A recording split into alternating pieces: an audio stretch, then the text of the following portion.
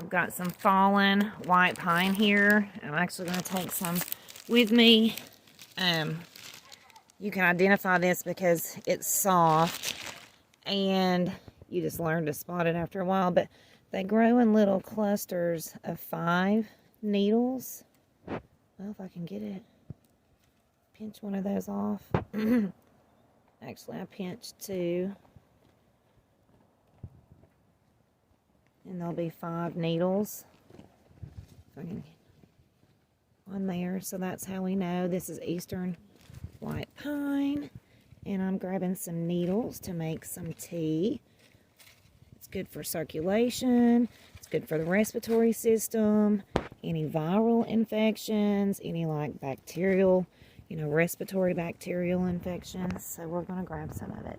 Show you guys kind of the collection of my white pine needle that I have going on here. This is what I gathered this weekend, and I'm going to keep it laid out to dry. And when they do, they will look like this. You can also freeze them. I have had those in the freezer for quite some time now. And these are the ones that I gathered off the ground that had naturally fallen off the tree. We can use these as well too.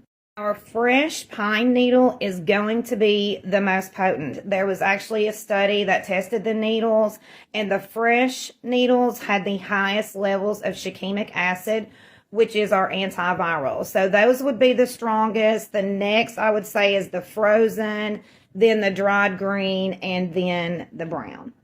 Okay, guys, since we are on the subject of white pine needles, I'm going to show you something that you guys can do for your kids. All of my nieces and nephews have this. This is an antiviral. So what I have here are some brown pine needles because it was the weakest. I put another video out talking about this probably contains the least amount of shikimic acid. Since I was doing it for the kids, I kind of wanted to go with the brown, but the green would absolutely be fine. And I have it sitting in vegetable glycerin. This was the goldenrod. Everybody's went and harvested their goldenrod and probably has goldenrod tinctures going on and stuff. So if you've not made a white pine needle tincture to go with that, you need to, because there is a study that showed shikimic acid and quercetin worked together better than Tamiflu. And they use shikimic acid to make the Tamiflu.